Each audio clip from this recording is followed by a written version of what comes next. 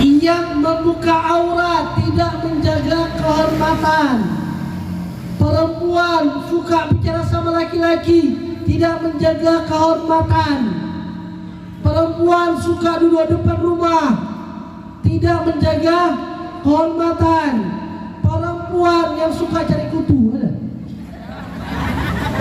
Sambil bergibah, ada? Sambil suapin anak, ada? Sambil bergosip. Setiap ada yang lewat satu judul, dua lewat dua judul, berapa banyak lewat maka semua itu digosipin. Seperti api sama bensin, satu orang pancing, yang lain ikut menyambut. Ada atau tidak? Yang anehnya kepalanya nggak habis-habis kutu. Entah pabriknya kutu. Betul atau tidak? Ibu-ibu ada? Ada? Enggak, insya Allah tidak. Mudah-mudahan tidak. Perempuan tidak baik duduk depan rumah sambil bergosip. Kalau bahas khair boleh, tapi kalau bergosip, termasuk saya punya pesan daripada orang tua saya, kalau perempuan di daerah tersebut banyak duduk depan rumah sambil suapin anak, sambil bergosip, sambil bergibah, dianggap itu daerah nggak baik lingkungan itu. Maaf, dianggap tidak baik. Karena apa? Perempuan banyak cerita di luar, bukan lagi aib orang diceritakan, aib suaminya diceritakan, aib suaminya diceritakan, aib rumahnya diceritakan. Alhamdulillah min dzalik. Maka perempuan yang suka bergosip tidak menjaga kehormatan. Perempuan yang tadi kita sampaikan buka aurat tidak menjaga kehormatan. Maka lihat perempuan di rumahnya kita, satu perempuan buka aurat, maka orang tuanya akan ditanyakan, suaminya akan ditanyakan, abang kandungnya akan ditanyakan, anak laki-lakinya akan ditanyakan. Karena apa? Dia buka aurat maka berdosa. Yang dipertanyakan orang-orang sekitar. Maka mudah-mudahan perempuan di rumahnya kita, perempuan-perempuan yang solehah, amin ya rabbal alamin. Perempuan antara dua, antara perhiasan dunia atau fitnahnya dunia. Betul atau tidak? Maka lihat perempuan di rumah kita perhiasan atau fitnah. Gak ada yang ketiga, cuma dua. Maka mudah-mudahan istri kita, anak perempuannya kita, keluarga kita yang perempuan menjadi perhiasan dunia. Amin ya rabbal alamin. Langkah yang keempat, taat kepada suami. Betul Pak? Kira-kira ibu-ibu taat sama suami atau suami taat sama ibu? Pak, kira-kira nih, istri bapak yang taat sama bapak atau bapak taat sama istri? Hah? Di luar jadi singa, dalam rumah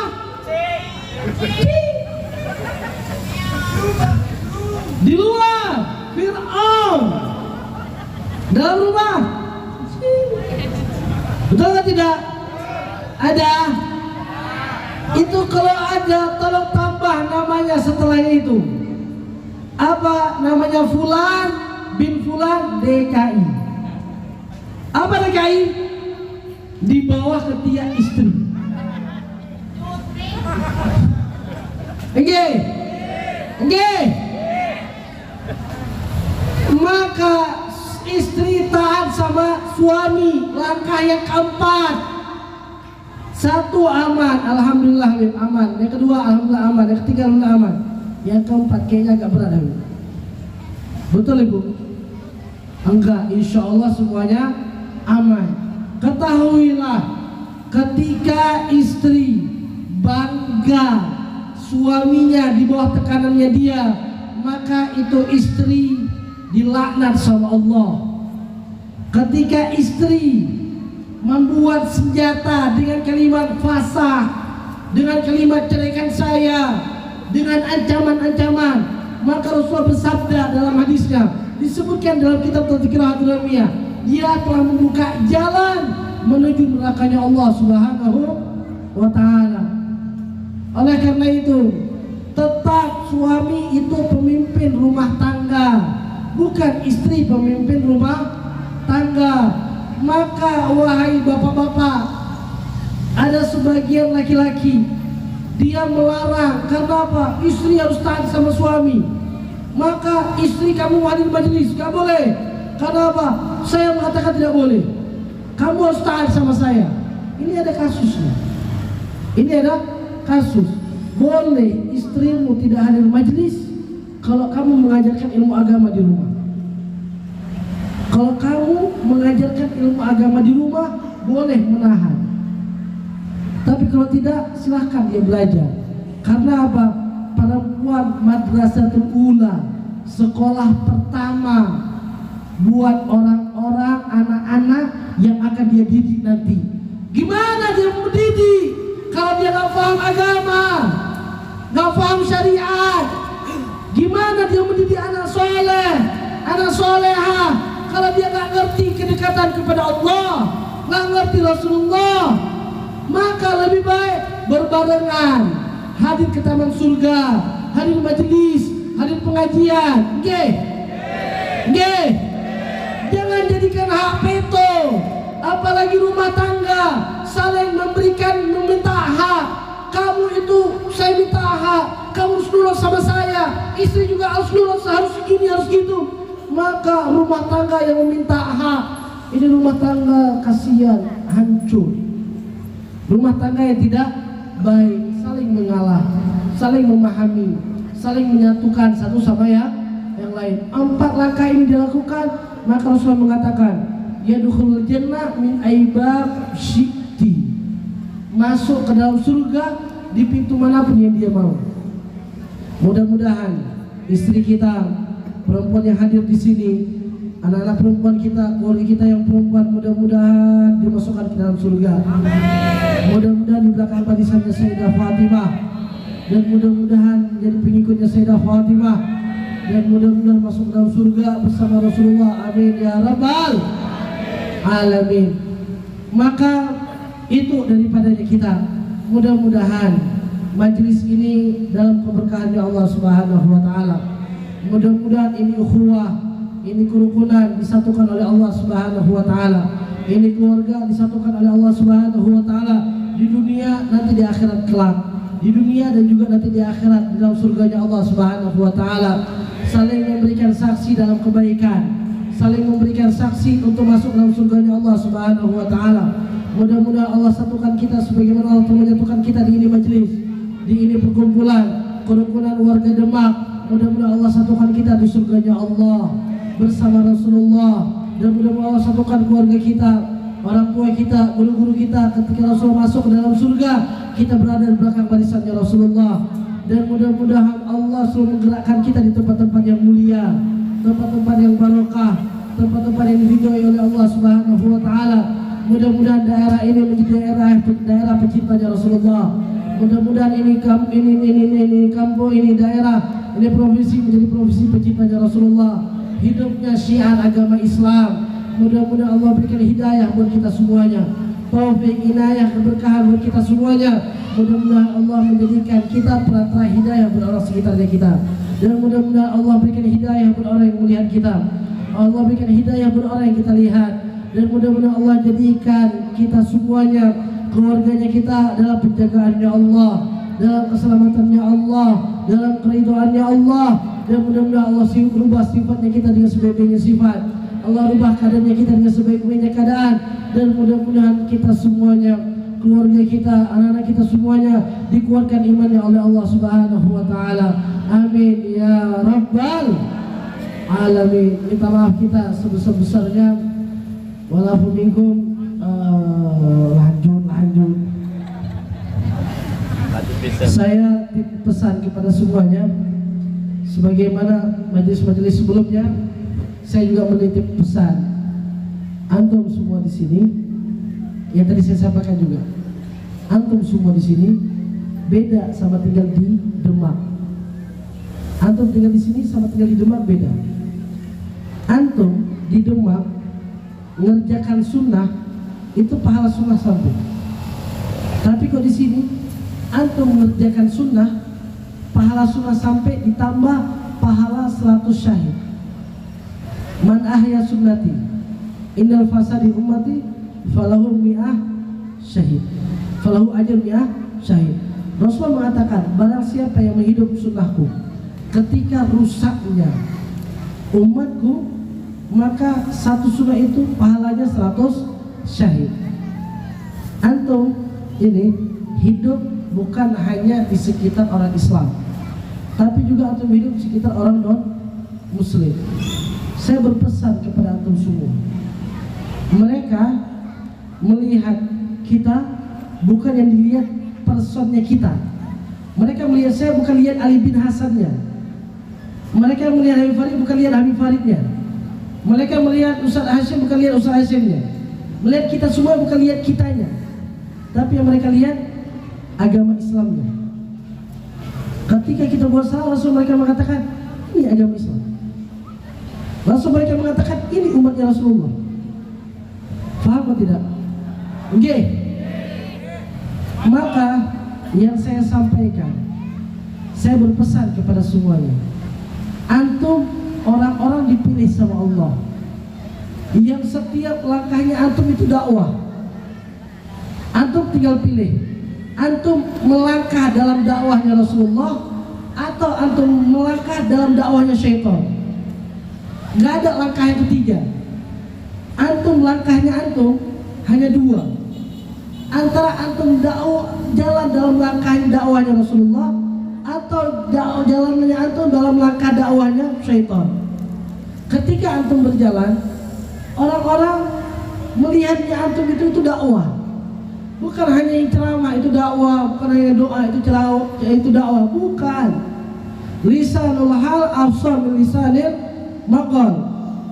Dakwah dengan sikap, dengan akhlak, dengan sifat itu lebih berpengaruh daripada dakwah dengan lisan. Oke. Saya kasih contoh. Anak-anak disampaikan, "Nak, kamu pergi sholat."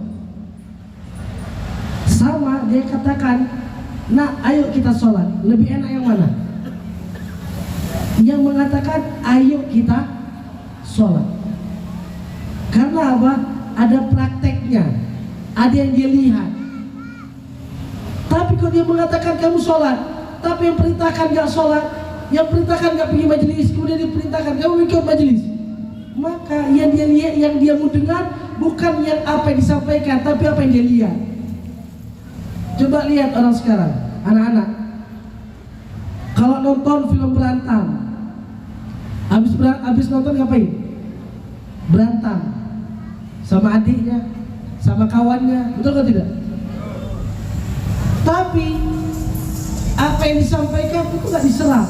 Yang diserap apa yang dia lihat, apa yang dia lihat. Maka gitu juga dakwah. Apa yang orang lihat, kalau kita dalam jalan dakwahnya Rasulullah akan berpengaruh kepada mereka. Gak perlu kita berbuih-buih berbicara. Karena apa? Mereka bukan lihat kitanya, mereka lihat sifatnya Rasulullah. Ketika kita menjalankan sunnahnya Rasulullah, bukan dilihat sifatnya kita. Ada cahayanya Rasulullah di balik kita lakukan itu. Cahayanya Rasulullah dilihat oleh orang non-muslim akan merubah dia jadi beriman kepada Rasulullah.